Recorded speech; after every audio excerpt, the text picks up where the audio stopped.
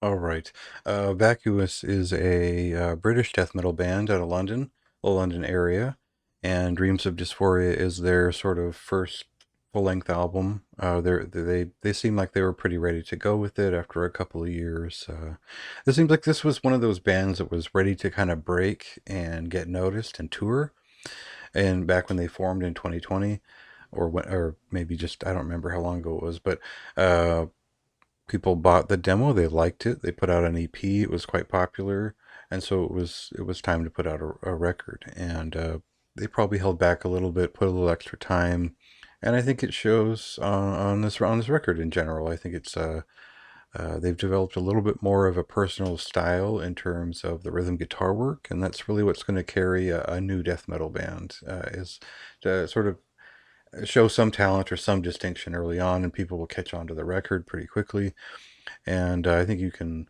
Uh, there's a sort of a psychedelic incantation-esque sway to it that fans of everything from Crips to Ataraxy and Cruciamentum will appreciate right away. This is not that brutal of a band. It is sort of a that next generation of just a little bit more mid-paced, a little bit more expressive, but overall, it is sort of a mood death metal band, and um, I would say they're the type of band that's more influenced by what's going on in the moment. You won't find like a really clear point of worship in their music that is so old.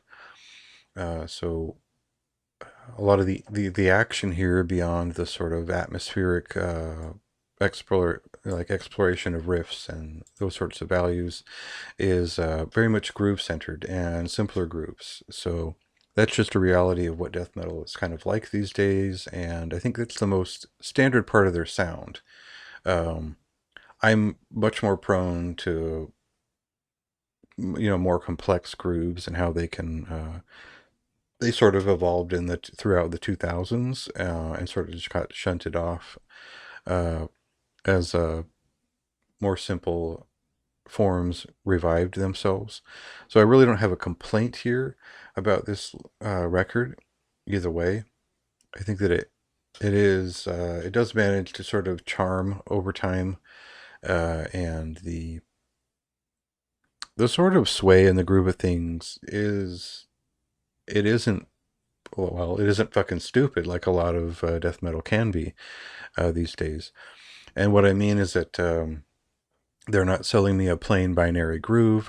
They're not hitting me with hardcore riffs, and I mean like post 99 hardcore riffs. But anyway, uh, I think there's an idea here, and there's a lot of interesting sort of style ready to happen.